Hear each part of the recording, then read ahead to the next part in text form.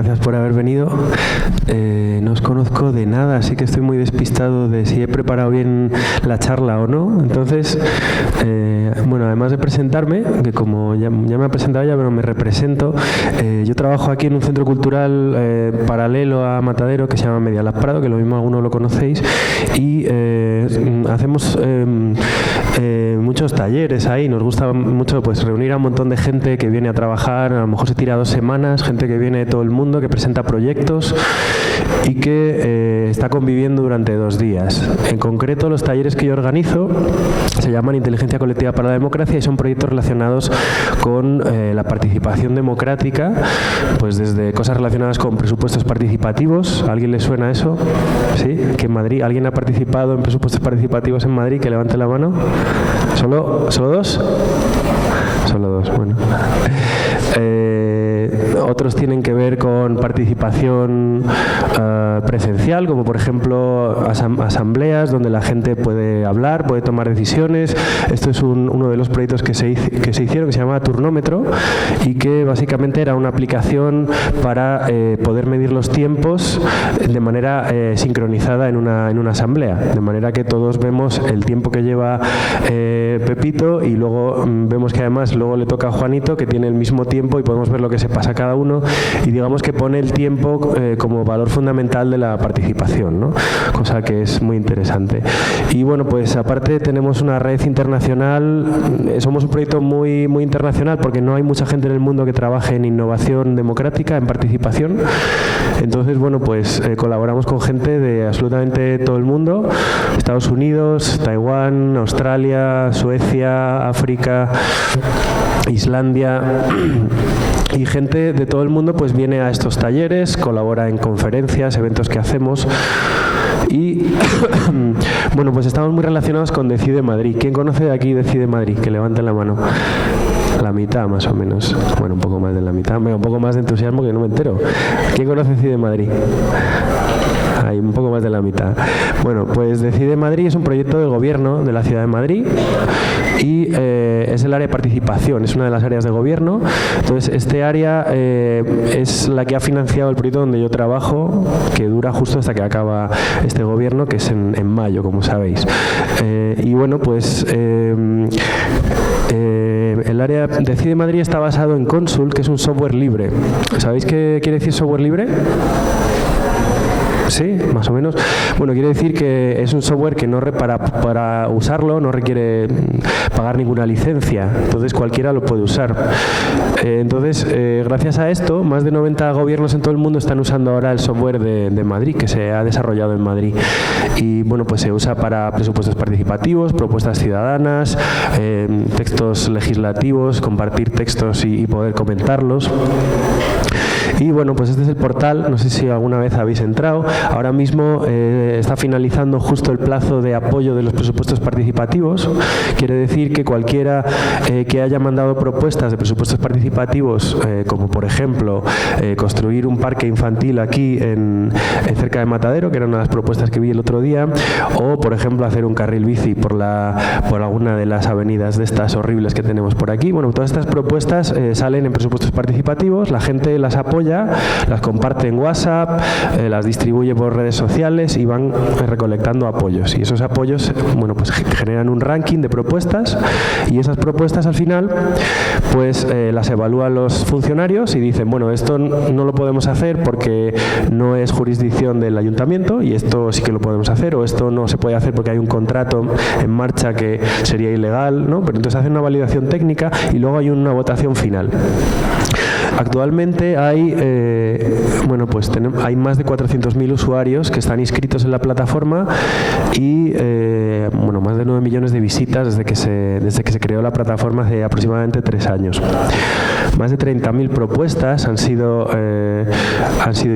inscritas. Se han hecho más de 38 votaciones directas, es decir, la gente también puede votar a través de la aplicación. Se han votado cosas como, por ejemplo, la ampliación de la Gran Vía. ¿A quién le suena la ampliación de la Gran Vía? Bueno, pues eso se votó en Decide Madrid, si se ampliaban las aceras de la Gran Vía o si no se ampliaban, aparte de otras propuestas que venían de los ciudadanos directamente. Bueno, a día de hoy más de 260 millones de euros han sido distribuidos en proyectos que venían directamente de los ciudadanos, que convierte a Madrid en una ciudad con los presupuestos participativos mayores del mundo, a la par de París, que solamente será superada en breve por Nueva York, que además es muy probable que use el mismo software que se ha desarrollado en Madrid, con lo cual, bueno, podemos estar orgullosos de algo en Madrid de tecnología que exportamos a Estados Unidos, que no suele ser muy usual.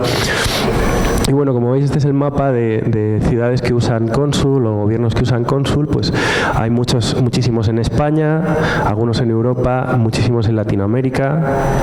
Y bueno, es un mapa que gracias a la replicabilidad del software libre se va expandiendo a toda velocidad. Y además no solo el software, sino las prácticas de participación democrática también viajan con él, ¿no? Lo cual es un mensajero de la innovación democrática, ¿no? El propio software. Aquí puedes ver, por ejemplo, la plataforma de Montevideo, la plataforma de Buenos Aires, o la del gobierno de Nariño en Colombia, que es una región entera, la ciudad de Torino. Y bueno, aquí está Pablo Soto, que es el concejal. Esta es la web de la OGP. No sé si alguien sabe lo que es la OGP. ¿Hola? Sí. El Open Government Partnership. Se ha bajado el volumen, ¿no? Creo. Hola. Bueno, pues esta es la liga. ¿Me oís bien? Se ha bajado el volumen. Estoy un poco malo de la garganta, entonces prefiero no gritar mucho. Hola. Sí, ahora sí. Hola. Bueno, pues la OGP quiere decir Open Government Partnership, es decir, digamos que la liga de los gobiernos abiertos del mundo, en los que Madrid es una referencia, ¿no? Entonces, bueno, estas son las frases que salió destacado recientemente. Es un proyecto insignia, el de la ciudad de Madrid. Aquí Pablo decía, democracy is not choosing who is in charge. La democracia no es elegir quién está encargado, sino que todos estamos encargados de tomar decisiones. Y bueno, aquí quiero hacer un pequeño paréntesis para reflexionar un poco sobre lo que es la democracia, porque esto es una parte estructural de nuestro proyecto, esta reflexión, este diagnóstico de la democracia. Entonces, para ello os voy a recomendar algunos libros. El problema es que no está traducido, pero es un libro maravilloso que yo creo que en breve estará traducido. Se llama Democracia, una vida, y es de un académico inglés que hace un análisis de toda la historia de la democracia, desde Grecia hasta el tiempo presente, pero aquí es donde empieza a temblaros los cimientos, porque lo que los eruditos y los intelectuales, no solo los actuales, sino desde la época de la Grecia antigua hasta ahora, además de algunos activistas y de los movimientos sociales, etcétera, llaman democracia es algo muy diferente a lo que ahora llamamos democracia, porque yo supongo que muchos de vosotros creéis que vivimos en una democracia, ¿no? ¿Quién cree que vivimos en una democracia? ¿Nadie? ¿Una persona? Bueno, no lo tenéis tan claro. Pues sí, la verdad es que aquí os recomiendo otro libro, que este sí que está en español. El título es Contra las elecciones. Es un título muy provocador, pero es un libro claramente prodemocrático, no es pro-dictadura ni nada de eso. Y como veis, está prologado por Kofi Annan, es decir, tiene buenas referencias. Y bueno, aquí hace una reflexión de por qué no vivimos en una democracia actualmente, ¿no? Entonces os lo recomiendo. Un buen libro, y voy a hacer un repaso de cómo hemos llegado hasta aquí, ¿no? Porque vivimos en un sistema de gobierno que supuestamente se llama democracia, pero si preguntas a un intelectual que conoce lo que han sido los sistemas de gobierno en toda la historia, nunca te diría que es una democracia, porque realmente no lo es, ¿no? La palabra democracia, como sabréis muchos, viene de la antigua Grecia. Significa el gobierno del pueblo. Es decir, el gobierno de la gente común, que en Grecia era algo diferente de lo que es ahora, no solo en Grecia, sino en todo el mundo antiguo. Estaban excluidas las mujeres, estaban excluidos los esclavos, pero el concepto tenemos que poder trasladarlo al mundo moderno. El concepto de ciudadanía lo trasladamos al mundo moderno, donde incluimos a las mujeres, eliminamos la esclavitud, y ahí es donde podemos hacer la abstracción y comparar los modelos, ¿vale? Entonces, vamos a intentar olvidarnos de esa parte desagradable de que las mujeres no estaban incluidas y había esclavos, ¿no? Entonces, bueno, pues en Grecia el modelo se basaba fundamentalmente en dos métodos. El primero era lo que se llama la democracia directa, participación directa. Tenían un foro gigantesco donde podían ir todos los ciudadanos que quisieran. Había unos 30.000, en la época de esplendor de Atenas, unos 30.000 ciudadanos con derecho a participar. Y entonces ahí podían debatir, como se está viendo aquí, y aquí, bueno, los demagogos tenían un gran poder, porque justamente los que tenían un gran poder de convencimiento eran capaces de hacer que la gente votara una cosa o la otra. Por ejemplo, si iban a ir a una guerra, no lo decidía un rey, ¿no?, sino que lo decidía la gente en una asamblea masiva con oradores defendiendo una u otra postura. Entonces, este era un proceso de democracia directa en el que todo el mundo votaba directamente.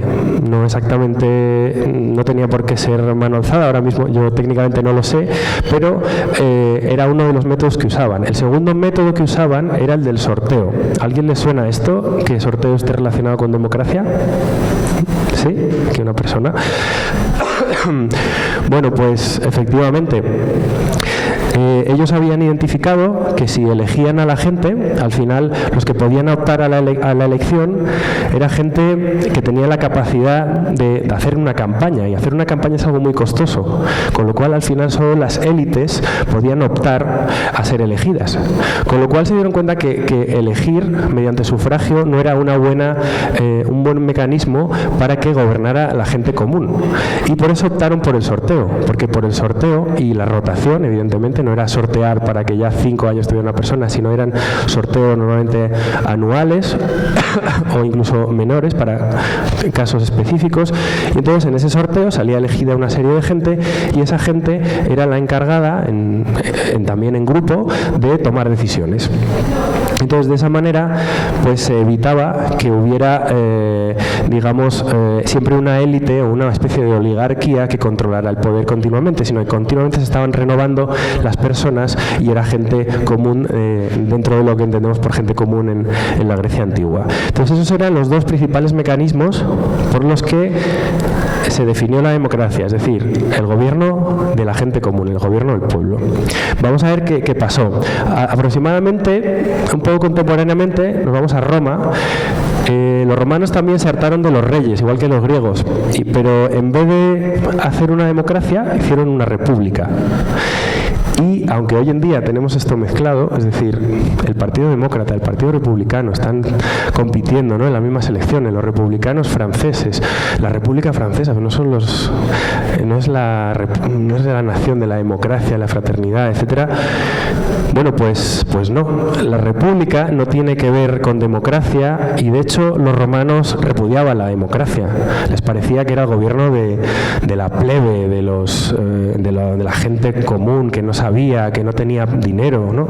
Para los romanos era muy importante ser poderoso y tener dinero. Y los que en la república gobernaban eran los cónsules, que eran elegidos, igual que elegimos hoy a los presidentes, digamos, y el Senado. El Senado era un órgano aristocrático. Todos los que habían sido cónsules pasaban a participar en el Senado. Y bueno, era como un órgano consultivo de los cónsules, y también tenía ciertos papeles en la gobernanza.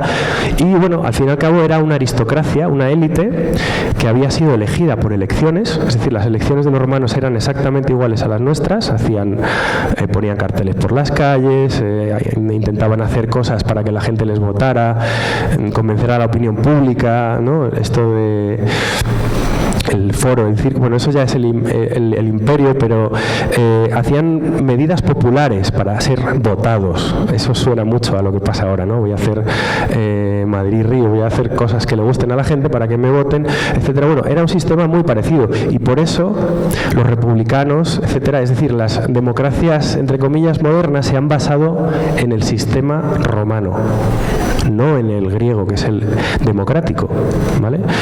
Entonces, bueno, pues aquí vamos a los orígenes de todo esto. En la Europa moderna, cuando a partir de la Revolución Francesa se empiezan a crear los parlamentos electos, que al principio no estaban elegidos por sufragio universal.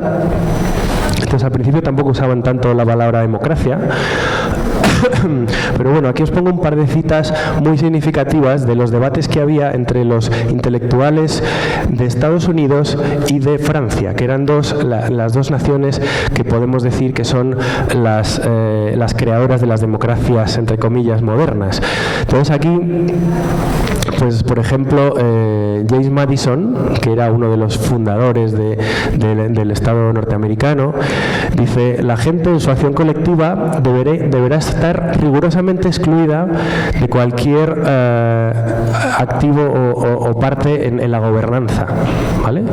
O sea, lo decían así, lo tenían clarísimo. No era como que, bueno, ha surgido así, se nos ha olvidado como hacían los griegos. No, es que ellos sabían, habían leído, era gente ilustrada y querían específicamente que los gobiernos fueran manejados por élites, porque consideraban que las élites eran las que sabían lo que había que hacer.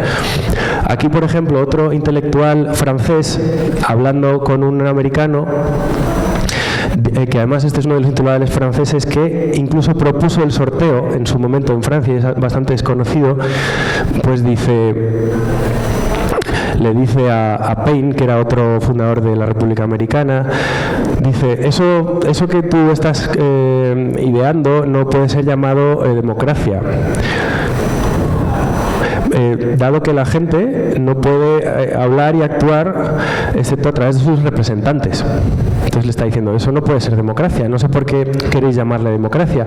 Y aquí fue justo donde empezó a llamarse democracia, empezó a confundirse el término, los norteamericanos empezaron a usarlo y además luego con la ampliación del sufragio pues le pareció que eso era más democrático aún y ya todo el mundo se envalentonó y todo democracia, ¿no? Pero realmente es una confusión del término que se produce, bueno, pues de una manera un poco manipuladora, ¿no? En cierta época. Luego, bueno, pues a partir de aquí empieza a haber representantes que lo que quieren es representar al pueblo, de manera sincera también, ¿no? Es decir, tenemos aristócratas que no quieren representar al pueblo, que quieren representar los intereses de su clase poderosa, de los burgueses o de quien sea, ¿no? Pero empiezan a aparecer representantes ya desde la Roma, ¿no? Los tribunos de la plebe se llamaban en Roma, que pretendían de una manera honrada representar al pueblo, es decir, de hacer esa transmisión del gobierno del pueblo, pero a través de ellos, ¿no? Como iluminados, se puede decir, o estadistas, que se les ha llamado mejor. Y bueno, pues el marxismo es una expresión de ello. El marxismo pretendía alcanzar el gobierno del proletariado a través de la democracia, pero de lo que se entendía en su época, que era elecciones y partidos políticos. Entonces, este es un ejemplo del partido político de Rosa Luxemburgo en Alemania, en un meeting. Y luego, bueno, pues a lo que hemos llegado hoy, la Cámara de los Comunes, que son todo menos gente común, ¿no? Pero así se llama, ¿no? En Londres, la Cámara de los Comunes, están muy apretados. Yo creo que es porque antes se pensó que iban a ser la gente común, porque antes estaba la Cámara de los Lores, etcétera. Y bueno, pues entonces aquí viene el principal problema de la delegación, ¿vale? Este es un libro que es un poco clásico, un poco duro, yo ni me lo he leído, pero tiene una idea que es fundamental y que además está constantemente presente en el orden del día de la política nuestra española, con los partidos políticos nuevos y todo. Se llama La Ley de Hierro de la Oligarquía. Este es un libro de Robert Michels, que es de la época eso del marxismo, más o menos, de principios del siglo XX.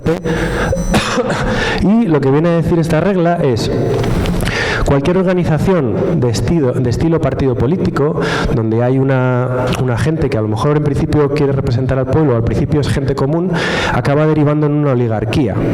Una oligarquía es un grupo cerrado que es el que gobierna, el que controla el cotarro, ¿no? que no se renueva mucho. Y esto se empezará a sonar porque así es un poco como funcionan los partidos políticos en nuestro país, ¿no? Es decir, incluso partidos nuevos como Podemos, vemos como al final se van cerrando en un grupo no muy alejado del líder, ¿no? La demás gente que incluso era amiga suya acaba fuera también. El caso es que al final se convierte en una oligarquía de unos pocos, y el problema de las oligarquías es que por muy buenas intenciones que tengan, cuando metes ahí otros actores que son los lobbies, pues aparece la corrupción, ¿no? Que es lo que le ha pasado a tantos partidos de izquierdas en el mundo. Es decir, al final tienes que incorporar a tantos cargos electos, no puedes controlar que sean puros todos los cargos. ¿Y qué pasa cuando se mezclan con los lobbies? Es decir, con gente que tiene mucha pasta y que está intentando manejar el cotarro, pues resulta que la cosa se empieza a estropear y se va todo al garete. Así que esto de los representantes, y pues bueno, al final estas son oligarquías que pueden durar años y años y años, ¿no? Recordemos líderes políticos tanto en Latinoamérica como en España que han estado gobernando más de 10 años con su grupo de gente, ¿no? Pues al final se olvidan de dónde vienen y se mueven en círculos de élite, es decir, van en coches, bueno, ya lo sabéis esta historia, no voy a redundar, ¿vale? Entonces voy a ir directamente a las alternativas, que es en lo que nosotros trabajamos.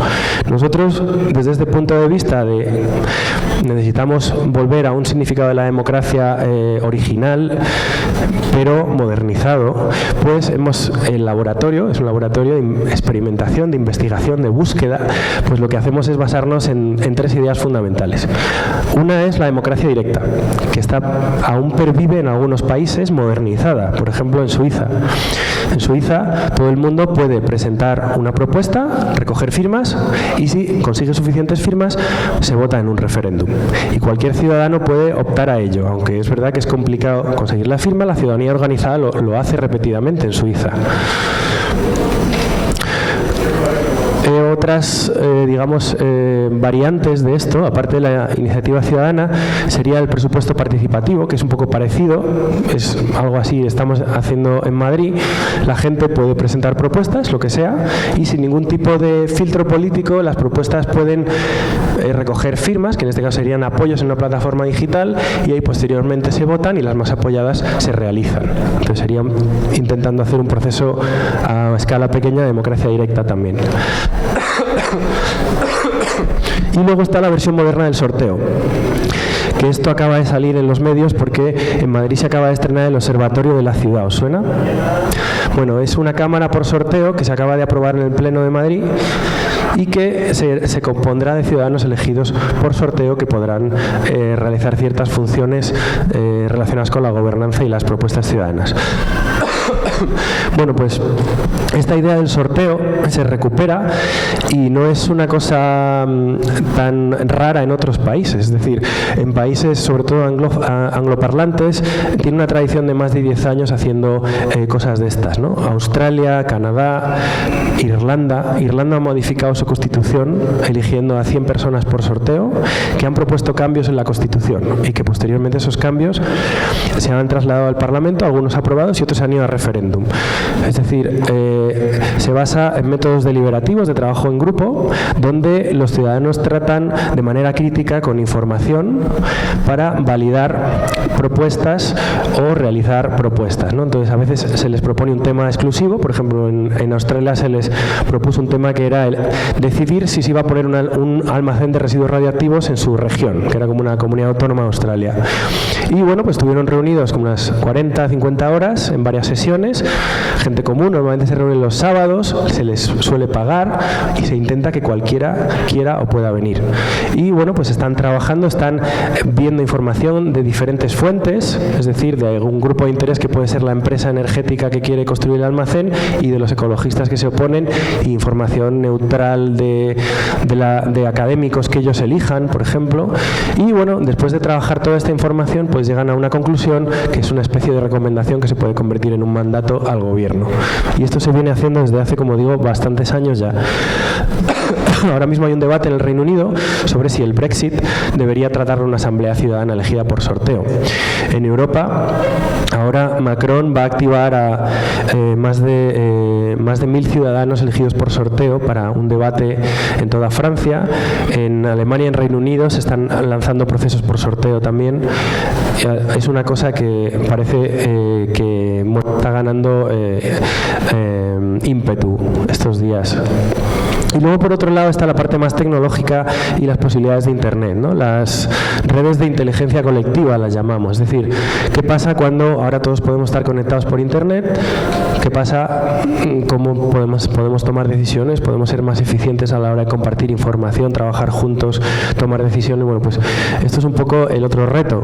Aquí otro libro que os recomiendo, está la asesora de Obama en participación y tecnología, se llama Beth Novak, y bueno, en este libro ofrece muchos ejemplos de cómo de manera distribuida los ciudadanos pueden aportar soluciones que ni de broma los gobiernos podrían. Precisamente, ¿por qué? Porque Internet permite que de manera muy rápida la gente con expertise, es decir, con profesionalidades muy diversas, puedan proponer cosas que el gobierno limitado, por la poca gente que son, nunca podría proponer, ¿no? Entonces, bueno, aquí tenéis otro libro que es del MIT, que es de Thomas Malone, que es el Manual de Inteligencia Colectiva. Esto se aplica también a otros, no solo a procesos democráticos, también se usa también para tomar decisiones en empresas y cosas así. Y bueno, aquí ya me meto en un terreno más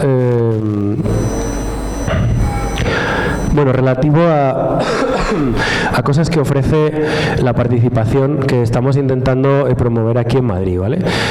Por un lado, un espacio, perdonad que está en inglés porque no me da tiempo a traducirlo.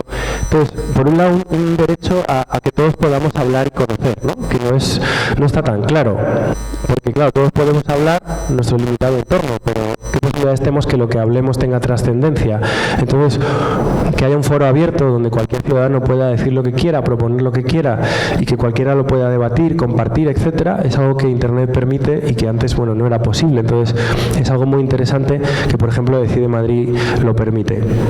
Se pueden hacer debates, etcétera, y nosotros en el laboratorio estudiamos los debates. Esto es, por ejemplo, la manera en que mostramos los gráficos de cómo ahí en el centro está la propuesta y cómo la gente hace comentarios. Esto es una conversación donde la gente se lía, ¿no?, a discutir entre ramas. Esto sería una más diversificada, que la calificamos de mayor calidad deliberativa porque tiene como diferentes subdebates, ¿no? Entonces esto es un análisis de foros de Internet que se usa. Este es otro proyecto que trabajamos en los talleres. Algunas cosas me las voy a saltar ahora, perdonad si voy rápido. Otra parte esencial es todo el tema de datos abiertos, transparencia y redes de experiencia, que es algo que trata este libro también que os recomiendo, que este tampoco está traducido, lo siento, que es demasiado grande para saber, y bueno, plantea un poco los retos del conocimiento que genera la sociedad en red, ¿no? Como tenemos tanta información que al final, perdonad que voy a beber agua.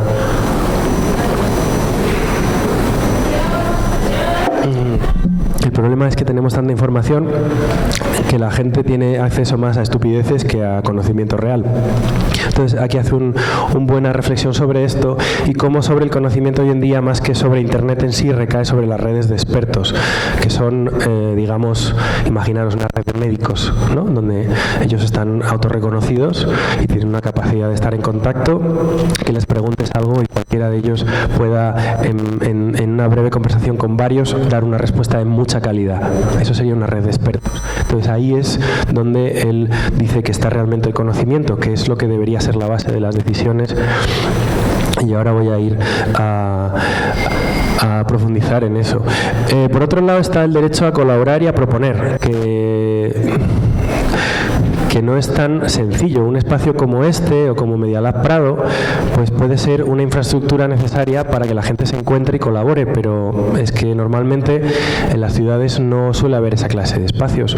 Normalmente en las ciudades tenemos espacios al aire libre, ¿no?, donde podemos pasear, o tenemos espacios para comprar o para movernos, pero no tenemos espacios donde de manera gratuita podamos trabajar, colaborar con gente que no sea para nuestra propia empresa, o no.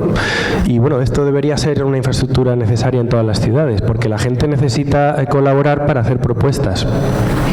Y bueno, aquí es un ejemplo de talleres que se hacen en Medialab Prado, igual que se hacen aquí en Matadero, bueno, donde la gente se sienta en mesas redondas y lo que se dedica es a trabajar, a producir, ¿no? Entonces, está muy bien los espacios culturales donde no solamente la gente viene a escuchar, sino que viene a generar conocimiento, a generar cultura, a generar proyectos. Entonces, es muy importante y esas infraestructuras son básicas. Nosotros tenemos un proyecto que se basa en conectar toda la gente que está pensando cosas similares en Decide Madrid. Imaginaos que tenemos más de 30.000 propuestas, 400.000 usuarios. Es como un big data de todo lo que a la gente se le está ocurriendo, no todo, ¿no?, pero sí que algo que antes no existía. La gente que se está ocurriendo de qué cosas están enfadados, qué cosas se les ocurren para cambiar la ciudad. Pero es verdad que la gente también está bastante aislada y justamente una plataforma digital puede servir para conectar a la gente que piensa lo mismo. Entonces hicimos un proyecto de intentar conectar a toda la gente que estaba pensando en la infancia en la ciudad, es decir, cómo tener espacios más amables para los niños en la ciudad, espacios de juego. Se llamó Derecho a Jugar. Entonces se conectó a más de 300 personas que habían hecho propuestas en Decide Madrid sobre derecho a jugar, y aquí pues se encontraron unas 60 al final. De las 1.500 que estaban interesadas vinieron 60 y pues hicieron un grupo motor para hacer una propuesta de calidad para el derecho a jugar en la ciudad de Madrid, que actualmente está la primera clasificada en propuestas ciudadanas. Si vais a propuestas ciudadanas la veréis, tiene más de 12.000 apoyos y bueno, pues básicamente propone una batería de medidas para que los niños tengan más derechos en la ciudad. Y aquí podéis ver la propuesta. Hicimos otro grupo que se llama Madrid Más Verde, que tenía que ver con espacios verdes, cómo trascender el estado actual de los espacios verdes e ir a un nivel, digamos, superior, de mayor calidad. Se habló mucho de la renaturalización de los espacios, de usar especies autóctonas. Bueno, están a punto de publicar una propuesta ahora.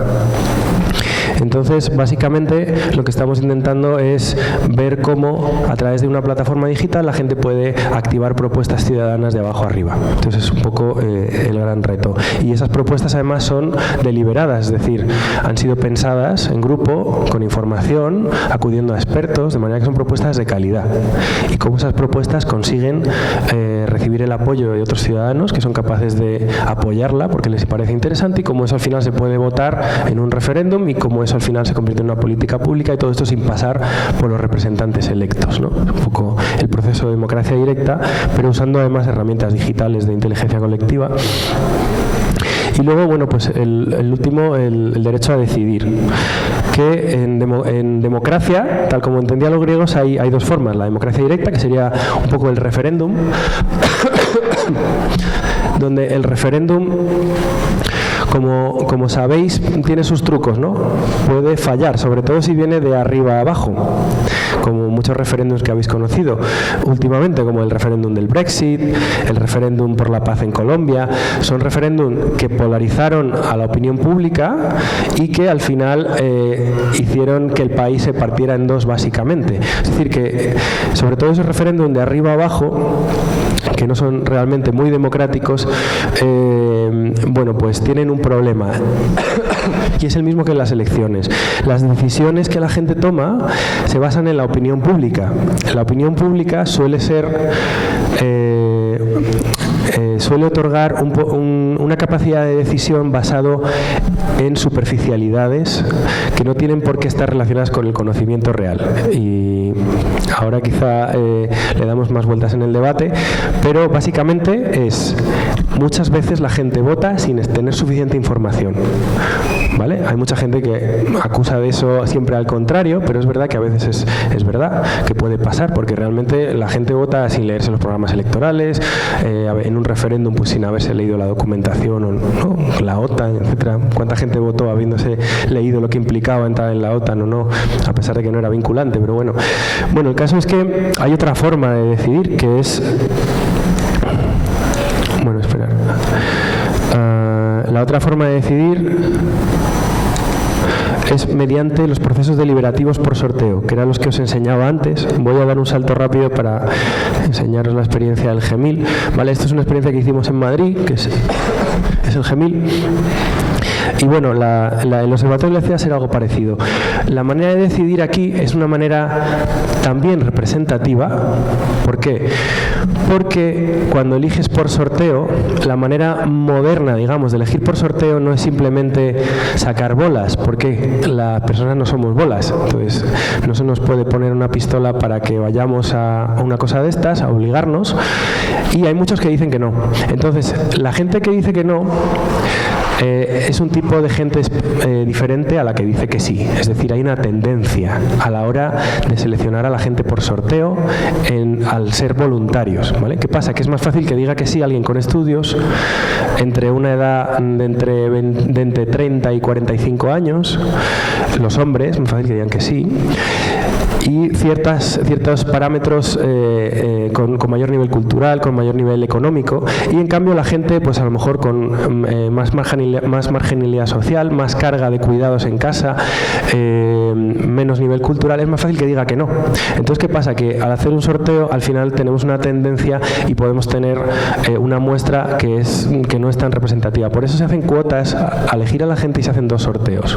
El uno es para saber todos los que son voluntarios y el otro es para rellenar las cajas de las cuotas. Es decir, necesito mitad hombres, mitad mujeres, necesito gente de todas las edades, necesito gente de todos los distritos de las zonas de Madrid, y a veces se pregunta también nivel de estudios, situación económica e incluso recuerdo de voto en algunos países, es decir, para tener gente de todas las ideologías. Y así se hace la muestra, que no es del todo representativa tampoco, porque los números que hacen falta para muestras representativas son demasiado altos para ser manejables en grupos de trabajo. Entonces lo que se hace es aplicar otro criterio de representatividad, que es la decisión que tomen no puede ser por una simple mayoría, sino que debe ser por mayorías amplias. De esta manera te aseguras que el output de esa cámara deliberativa es acordada, es común, que es algo que no pasa nunca en un parlamento. Es decir, normalmente hay un tercio de la población que no vota, otro tercio que no gana las elecciones, nos queda un tercio que consigue mayoría absoluta para hacer lo que quiera y no tiene que ponerse de acuerdo con nadie, solamente con ellos mismos, que además es un partido jerárquico con un líder y con una oligarquía asociada, ¿no? Entonces, ¿qué pasa? Que hoy en día las decisiones no se toman por acuerdo, se toman por mayoría simple, y eso implica arrasar con toda la otra mitad quizá del país, ¿no? Entonces, esto nunca pasa en una asamblea deliberativa, porque los acuerdos a lo mejor del 80% del grupo implican que siempre hay que considerar a la otra parte, incluirla para que la decisión final sea hasta cierto punto consensuada, no un consenso del 100%, pero sí del 80%, por ejemplo. Entonces eso le aporta otro punto de representatividad a lo que hacen estas asambleas. Y no sé qué hora es. ¿Cuánto queda? Vale, bueno, tampoco tengo mucho más que... Bueno, entonces, ¿cómo funcionan estas asambleas? Normalmente funcionan por ciclos encadenados de análisis de información y de digestión de la información.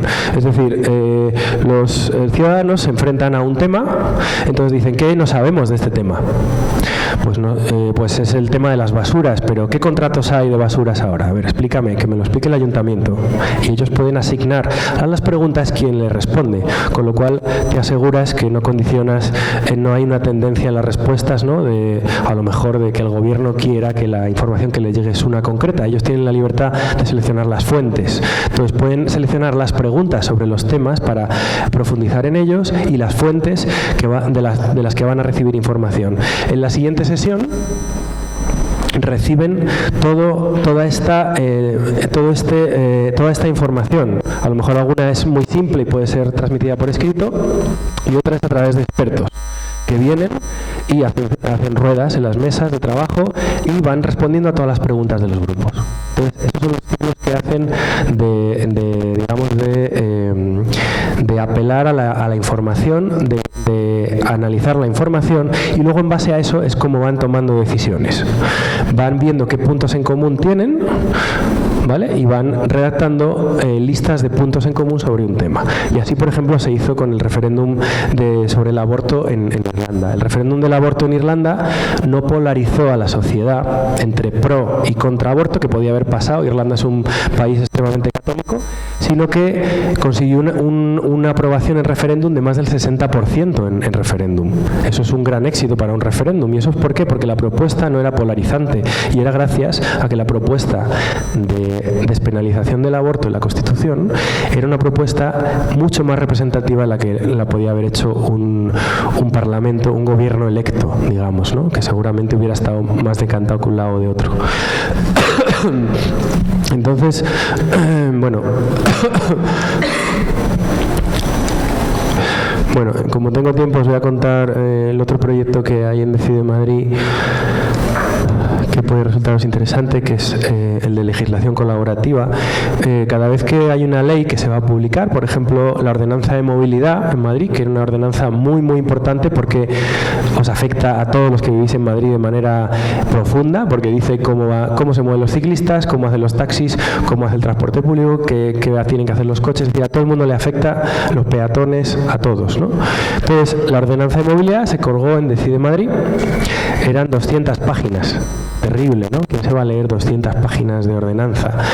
¿Qué pasa? Que Decide Madrid permite segmentar un texto por debates. Es decir, cualquiera puede subrayar una parte. Pues imaginaros que un grupo ciclista dice, uy, esta parte nos está perjudicando porque dice que los carriles bici no, esto está fatal. Entonces genera un debate subrayando el texto. ¡Boom! Y se crea una URL, es decir, una nueva web donde solo se ve el artículo o el párrafo que habla de ese tema que afecta a los ciclistas. De manera que ellos pueden compartir directamente ese tema con sus comunidades afectadas. Y pueden decir, oye, aquí hay un problema en la ordenanza. Pueden segmentar. Entonces, lo que comparten no es 200 páginas, comparten la parte que les afecta a ellos. Y pueden hacer pues llamar la atención sobre por ejemplo, un problema en la ordenanza. Y de hecho había un problema porque conocí los patinetes eléctricos, justamente estaban en ebullición en esos momentos. Hay mucho conflicto con ese tema porque es un tema muy nuevo y bueno, no estaba especificado suficiente según esa comunidad de usuarios del patinete, y bueno, pues ellos estuvieron también incidiendo sobre las partes de la ordenanza que les afectaban. Entonces es una manera también, por ejemplo, de inteligencia colectiva, usar las redes digitales para una participación que antes era imposible, ¿no? Que es compartir una ley para que no solo un experto sino cualquiera pueda ver dónde está la parte que le afecta y ver cómo reclamar, ¿no? Alegar, que es la palabra clásica. Pues ahora la alegación se puede convertir en un comentario en una web, que es algo que cualquiera puede hacer. Las alegaciones normalmente están relegadas a los lobbies o a la gente bastante organizada, que son los que se hacen el esfuerzo de coger el papel de la alegación, rellenarlo, llevarlo a la oficina, etcétera, ¿no? Entonces, bueno, pues esto amplía mucho el espectro de posibilidades. Y bueno, son algunas de las cosas que hemos hecho en el laboratorio y hemos propuesto como mejoras en Decide Madrid. Y bueno, os dejo con esto, que está un poco desactualizado porque esto es un artículo que salió en El País de 57 madrileños, al final van a ser 49, elegidos al azar, fiscalizar, bueno, en pleno en la sombra. Este es el artículo del País, que era un poco chungo. Pero bueno, esto está aprobado ya y va a ocurrir, es decir, va a haber una Cámara Deliberativa elegida por sorteo en Madrid con rotación anual, que se reunirá 8 veces al año y que incluso se les va a pagar. Van a ser mitad hombres, mitad mujeres, de todas las edades y de todas las zonas de Madrid. Y va a empezar a funcionar en marzo, ¿vale? Entonces, otra cosa relacionada con las, digamos, alternativas, buscando una democracia más original o más verdadera de lo que tenemos ahora. Y bueno, pues esto es todo.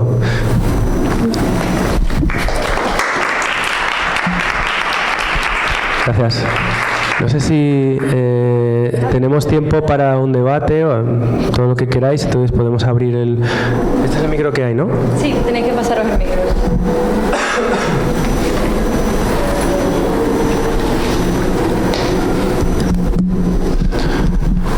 Sí, con respecto a lo que has comentado de las alegaciones de CIE Madrid, en esos debates y comentarios hay alguien involucrado en la redacción de la ley para poder aclarar cosas que puedan ser malinterpretadas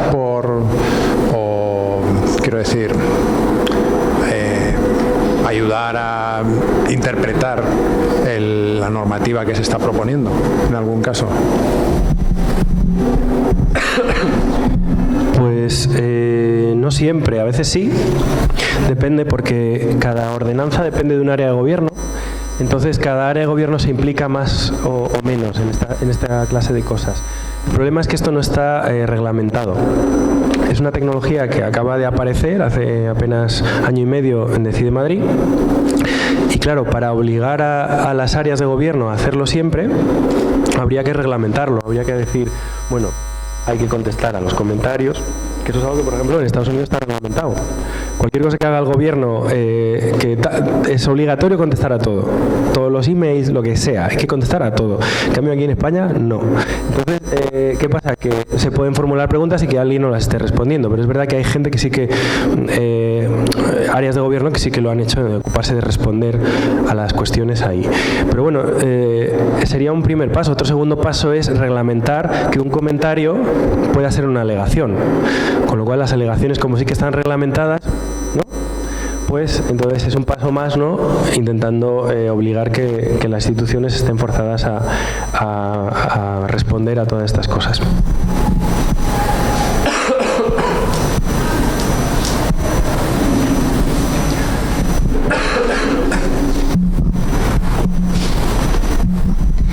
Hay ahora otras plataformas que también permiten hacer los mismos procesos participativos que CIE Madrid, una que ahora ha puesto en marcha un borrador para una ley de participación de democracia directa, que bueno, están apareciendo iniciativas similares y no sé si dentro de CIE Madrid o del laboratorio también habéis explorado cómo se podrían conectar esas redes o esas conversaciones, porque al final no sé si veis vosotros que hay un riesgo de que surjan un montón de plataformas alternativas, paralelas, que a lo mejor no necesariamente nacen de los propios ayuntamientos, sino que nacen de otros sitios, y cómo se habéis debatido esas relaciones o no. Por supuesto, yo antes de trabajar aquí trabajaba en un proyecto que lo único que se hacía era buscar herramientas y ponerlas en contacto con grandes organizaciones que las pudieran usar. Por ejemplo, trabajamos con partidos políticos como Podemos, no sé si alguno recuerda Plaza Podemos, que aún existe, ¿sí? Bueno, es Reddit, que es un foro. Sugerimos usar Reddit para Podemos, sugerimos usar Lumio para Podemos, sugerimos usar diferentes herramientas y bueno, no solo en Podemos, en otros partidos políticos, en otras organizaciones. Lo interesante de esto es que estamos en un momento de experimentación. Entonces, lo bueno es que todo el que pueda aportar con una herramienta y una experiencia, sobre todo, porque las herramientas, si no tienen usuarios, nunca vas a saber para qué sirven. Entonces, es muy importante, siempre que haya una herramienta nueva que aporta algo nuevo, que haya gente gente usándola para ver si realmente eso funciona y tiene aplicación. Es decir, lo que realmente nos interesa en este momento es darnos cuenta qué funcionalidades funcionan de verdad, porque hay muchas que no funcionan. Entonces, es verdad que hay muchas herramientas, pero no muchas tienen usuarios o han sido usadas. Es decir, hay muchísimas herramientas y muchas nunca han tenido una gran organización detrás experimentando con muchos usuarios, que es cuando realmente ves qué se puede hacer con la herramienta. Entonces, sí, por supuesto, hay muchas herramientas, todas son válidas y tampoco hay necesidad de conectarlas, si era lo que sugerías. No tienes por qué, lo único es estar al tanto de lo que consigue hacer cada una.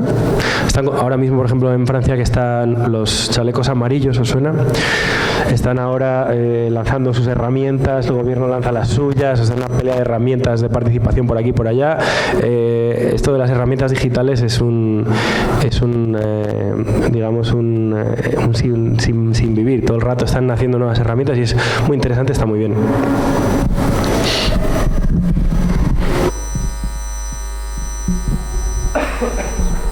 Hablando de herramientas digitales y de tecnología, ahora que está el tema candente con las VTC y los taxis, claro, los taxis han hipotecado su vida para currar de esto y claro, una votación, porque las VTC para el usuario son la hostia, ¿no? Claro, una votación en referéndum, que estoy totalmente de acuerdo con el sistema de democracia griega, donde vota la mayoría y ve lo que es mejor para ellos, puede chafar a una persona que ha hipotecado su vida para seguir con un modelo de negocio que daba por hecho. Quiero decir que el sistema de referéndum, a la vez que es democrático, puede ser peligroso para las minorías, ¿no? Que pueden llevar razón en cierto momento. Sí, claro, por supuesto. Como digo, los referéndum no es la mejor manera para atajar un problema complejo, por lo que he dicho de la opinión pública. Si tú, y un poco lo que pasó con el Brexit también, ¿no? O sea, tú pones un problema muy complejo donde la gente no va a tener tiempo para analizar la información o para darse cuenta de un montón de cosas que hay que tener en cuenta para afrontar el tema, por ejemplo, tema de inclusión de minorías, de un montón de cosas, ¿no? Entonces, es verdad que te puede pasar eso, pero es verdad también que esa gente a la que describes puede ser un grupo de interés que a lo mejor entra en colisión con otros intereses de otros ciudadanos de la misma manera, ¿no? De hecho, ahora mismo hay un debate, porque claro, los VTCs, es verdad que hay mucha gente que los defiende, porque dice, bueno, ellos también tienen un empleo, o sea, yo no me posiciono, lo que quiero decir es que hay diferentes grupos de interés y todos pueden decir, no, es que yo también tengo un empleo detrás. Muchas veces son grupos de interés que se pelean por el mismo nicho de negocio, ¿no? Entonces, ¿a quién haces caso, a quién no? A lo mejor esos temas más complejos sí que requieren de un trabajo más en profundidad y por eso a lo mejor un trabajo más deliberativo sería interesante. De hecho, en Taiwán hicieron una experiencia que fue ha sido muy llamativa justamente para resolver el tema de Uber y taxi.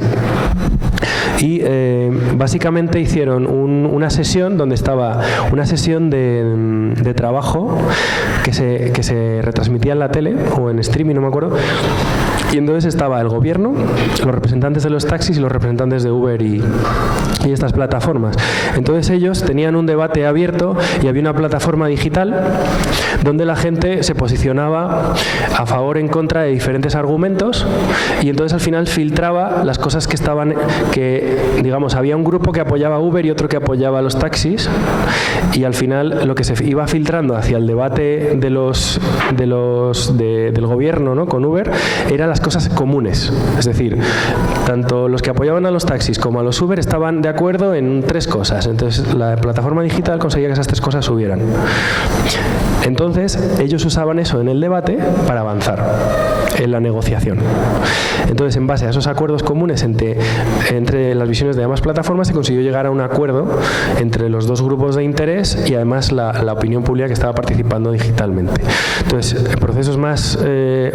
decisiones más complejas requieren procesos más deliberados, con más información, con más input y bueno, pues también una asamblea deliberativa hubiera funcionado. Es decir, una asamblea suele escuchar a los diferentes grupos de interés, pero también escucha a expertos independientes, con lo cual igual puede hacer esa clase de valoraciones que dices tú. No, es que aquí hay un nicho de gente que tiene su empleo y lo va a perder. Otros pueden argumentar, ya, pero ¿y por qué tienen ese privilegio y no pueden compartir? Bueno, es que son debates del libre mercado que están ahí, ¿no? Que yo no me voy a meter porque así es el mundo en el que vivimos, ¿no? Pero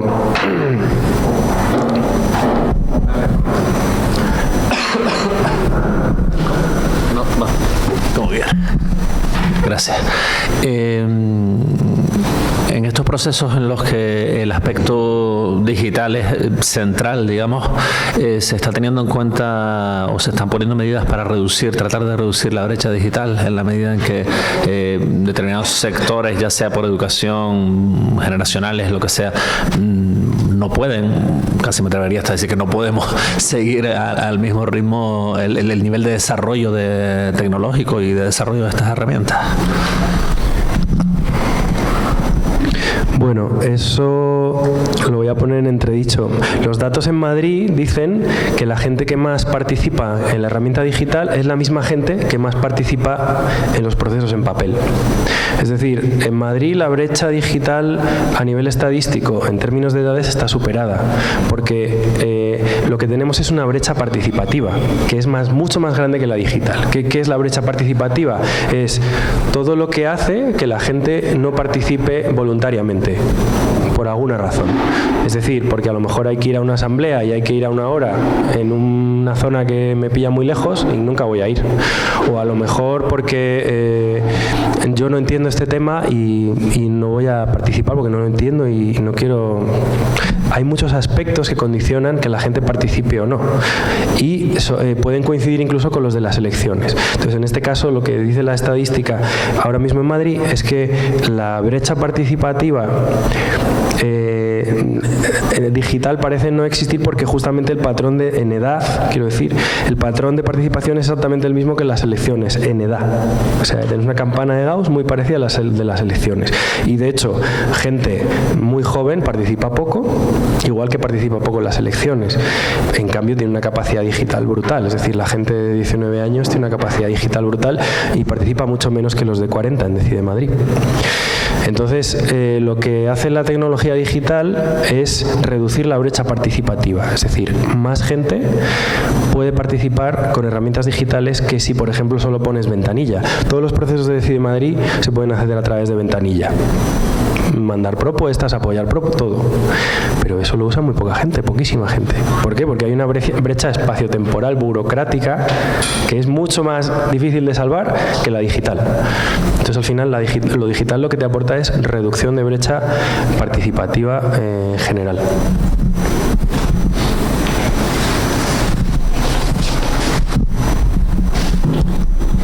¿Y qué problemática? Bueno, como todo a día de hoy es susceptible de ser hackeado, ¿cómo se protege esa participación para ver que ha sido una persona la que la ha hecho y no ha sido un bot desde Vietnam o cualquier otro sitio?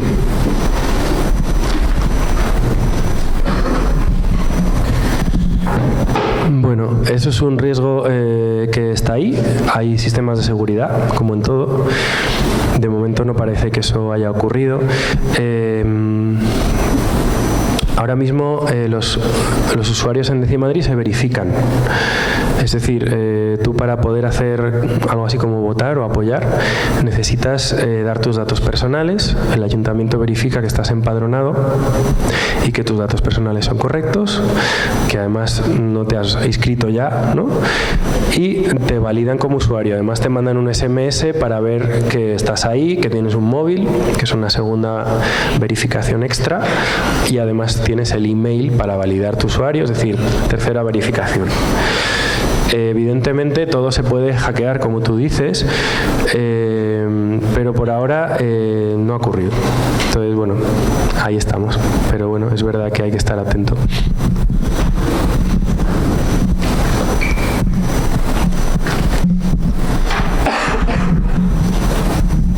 Dices que en el laboratorio, o sea, resaltas mucho la parte experimental de lo que estáis haciendo, y una de las cosas que entiendo que es muy diferente respecto a otras formas de hacer es que habrá muchas cosas que salgan mal, ¿no? Al hacer experimentos y probar. ¿Y qué es lo que habéis visto que no ha funcionado alrededor de Decide Madrid? Pues muchas cosas. Pero, por ejemplo, el primer encuentro que hicimos por sorteo, que se llama el Gemil, pues descubrimos que no había sido una experiencia interesante porque aprendimos mucho en la contactación, el proceso de cómo contactar a la gente por sorteo, las cuotas. Estuvo una empresa muy profesional haciendo este trabajo. Se había contactado a más de 2.000 personas que habían dicho que sí, al final aparecieron 300. De las 300 les estuvimos un día trabajando con ellas, desde por la mañana hasta después de comer aproximadamente, y bueno, queríamos que hicieran propuestas para presupuestos participativos. Habíamos pensado que las propuestas iban a ser muy diferentes de las que la gente normalmente mandaba, pues porque habíamos elegido a la gente por sorteo, quizá eran unos perfiles diferentes, sabíamos que había gente de todos los grupos, que había votado a todos los grupos políticos, sabemos que en Decide Madrid puede haber quizá cierto sesgo, que hay más gente afín al gobierno que participa.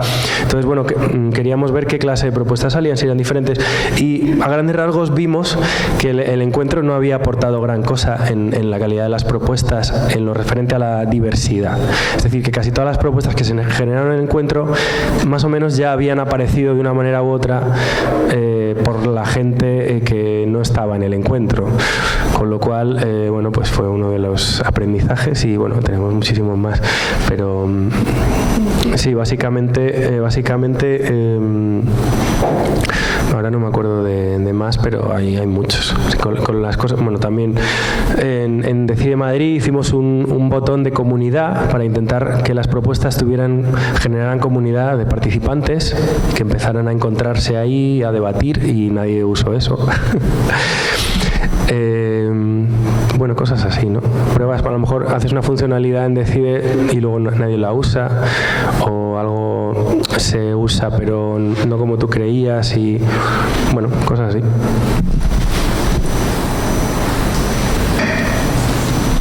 Esto tiene que ser la última pregunta. ¿Y en estos encuentros se sigue algún tipo de metodología, tipo design thinking, o se ha diseñado alguna, o solo se debate, o cómo? Sí, antes describí la metodología de recibir la información, o sea, hacer preguntas, decir quién las tiene que contestar, recibir las respuestas. En cada sesión de trabajo se hacen dinámicas, hay facilitación, los facilitadores proponen metodologías de trabajo, toma de decisiones si hace falta. El debate no es algo esencial, lo que suele haber es diálogos que tienen objetivos concretos. Bueno, el debate está integrado, pero es funcional. Siempre lo deliberativo va orientado a toma de decisiones. El debate no tiene por qué ir orientado a tomar decisiones. El diálogo tampoco. Entonces, toda la facilitación deliberativa va muy orientada a toma de decisiones, con lo cual es muy práctica, ¿no? Es para no perder el tiempo, pues tenemos que analizar la información, preguntar, entendernos entre nosotros, qué nos gusta más de esto, vamos a priorizar, ¿no? Son todo dinámicas de este estilo.